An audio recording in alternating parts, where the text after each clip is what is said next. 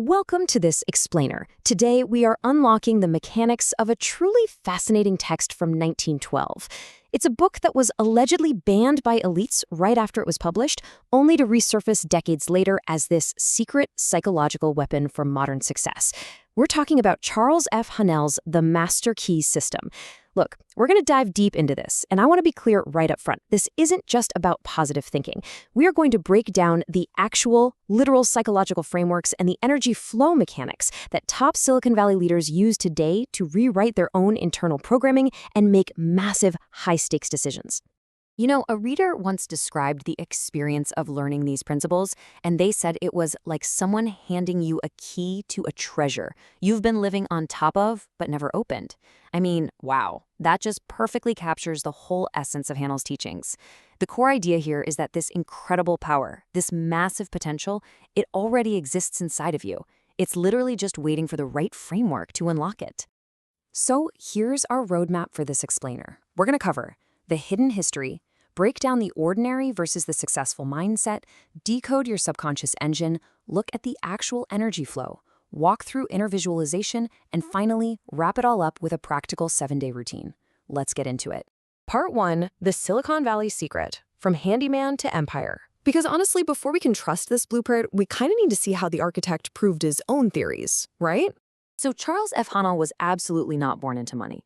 He was born in 1866, and his very first job was basically acting as a company handyman. We're talking pouring tea, mopping floors, washing windows, and he did that for 15 years. Talk about paying your dues. But he didn't just settle there. By applying the exact principles we're about to go over, he completely turned his reality upside down.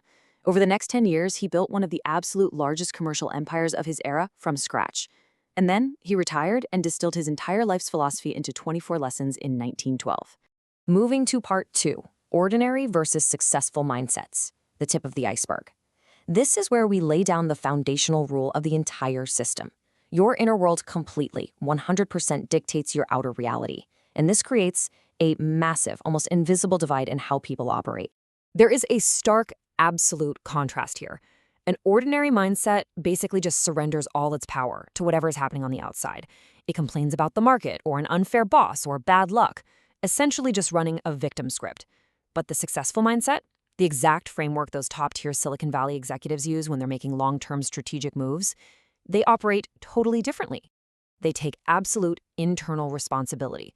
When a crisis hits, they do not blame the market. They immediately look inward to change the root cause of their strategy because they know for a fact that outer shifts require an inner pivot. Which brings us to part 3, reprogramming the subconscious mind, the invisible engine.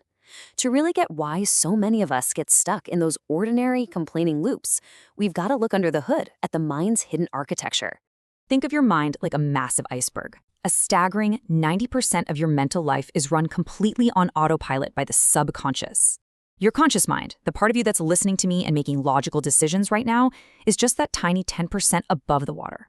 That underwater 90% acts like this giant automated warehouse that just stores all your deepest beliefs, your past traumas, and your automatic habits. Haanel actually describes your subconscious as a profoundly loyal but entirely uncritical servant. It doesn't argue with you. It doesn't say, hey, that's a bad idea. It literally just blindly executes whatever code you repeatedly feed it. Think about the first time you ever drove a car. It took so much conscious effort, right? But years later, your subconscious just runs the driving program without you even thinking about it. Well, if you repeatedly feed this servant instructions like, I always fail or I'm always broke, it blindly automates those behaviors too. Conscious, deliberate repetition is the only real way to rewrite that code. Part 4, the energy flow framework, cause and effect. Let's simplify the actual mechanics here. How do invisible thoughts act as literal physical energy? It all boils down to the law of cause and effect. So, Haanel talks about something called the solar plexus. Basically, think of it as your body's biological battery, or like an internal sun. When you feel courageous, when you feel truly confident and optimistic, this center burns brightly. It radiates this magnetic energy that totally shifts how you carry yourself and how other people respond to you. But when you let yourself get consumed by fear or anxiety or internal conflict, that sun just dims. The energy gets blocked, and you physically become more hesitant and sluggish. You can literally map this energy flow out. Your inner world is always the cause, and your outer world is always the effect. Harmonious, focused thoughts literally generate a positive physical reality. Inner confidence creates an undeniable outer magnetism that makes people trust you. But conversely, inner fear absolutely guarantees outer blockages and missed opportunities. By strictly managing the cause on the inside, you inevitably command the effect on the outside. All right, part 5, step-by-step inner visualization, bridging the worlds. So how do we practically do this? How do we take that invisible inner energy and actually use it to manifest a tangible outer result? Hanal breaks this exact process down into 3 specific steps. First, sincere desire. You have to actually dare to want the thing without feeling guilty or telling yourself it's unrealistic. Second, claiming rights. You have to mentally assert that you deserve this success or health or wealth. It is entirely about self-worth. And then finally, the ultimate step, inevitable possession. This is where you shift from just hoping it happens to knowing it's already yours. You act with the absolute, unshakable certainty that you are already on the path to possessing it. And to lock in that level of certainty, you've got to visualize. But listen, visualization is absolutely not just idle daydreaming. It is drawing a highly detailed, sensory-rich navigation map for your subconscious. Think of an Olympic athlete. They mentally rehearse every single micro-movement of their routine before they ever step onto the mat. You have to visualize your target so vividly that your 90% subconscious mind knows exactly where to steer you. But, and this is a massive but, Hanel offers a very stern warning here. All those inner plans and visual maps, they are totally useless without action. As the saying goes, all miracles must begin with action. A small step breaks the cycle of stagnation. Imagine pushing against a heavy, stuck door. That very first push takes everything you've got, but the second it cracks open, the momentum takes over and the light rushes in. You have to take that crucial first physical step in the real world. Seriously, what is that first push going to be for you today? Finally, part 6, your 7-day practice routine, the action plan. Let's take all this century-old philosophy and turn it into a highly actionable daily energy adjustment guide that actually fits into a busy modern schedule. Okay, for days 1 to 3, your daily energy adjustment starts with just physical stillness. Find a quiet room and sit completely still for 15 to 30 minutes.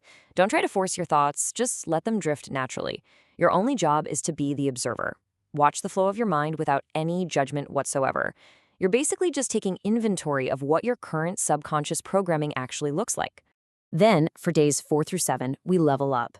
You keep that same physical stillness for 15 to 30 minutes, but now you step up as the active gatekeeper of your mind. When you spot a thought of worry or anxiety or fear trying to sneak in, you catch it, you neutralize it, and you intentionally replace it with a harmonious, confident thought. You are literally rewriting the code in real time. Because here's the truth. Merely knowing the secret is never, ever enough.